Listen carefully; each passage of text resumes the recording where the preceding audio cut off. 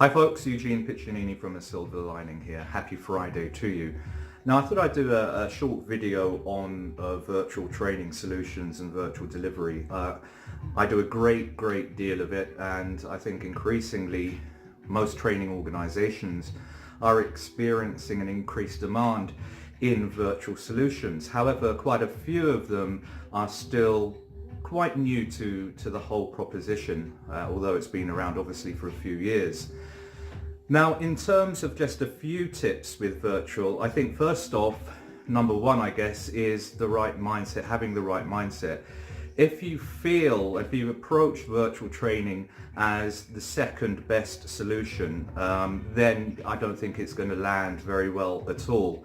You have to be convinced that what you're delivering within a 2-3 hour space is going to be incredibly effective, very dynamic, very powerful, and that the delegates will leave the training feel they've actually learned something. So I guess really in terms of facilitation and facilitators, if you are a training company, be very careful about who you select. I work with some incredible facilitators. They came into the business, however, because they love the buzz of delivering face-to-face. So it may not be for them. They might not touch it with a very long stick. And I think that can be manifested in their tone, lack of engagement, not really knowing how to engage. I think number two is to be comfortable with the technology. You've got to be really comfortable with the technology, play with it. There are loads of different platforms. Ideally have a producer, somebody who is an expert with the technology, a wing person that can sort out any technical issues.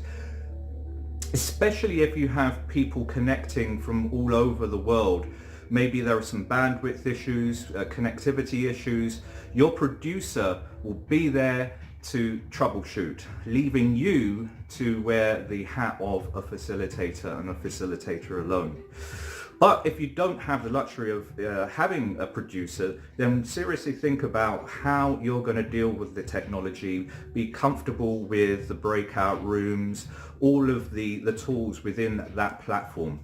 I think another tip is to engage your audience. So think about, if you're translating a face-to-face solution into a virtual solution, what activities are going to be effective? What type of activities you're going to place, for example, in breakout rooms. Increase that level of engagement.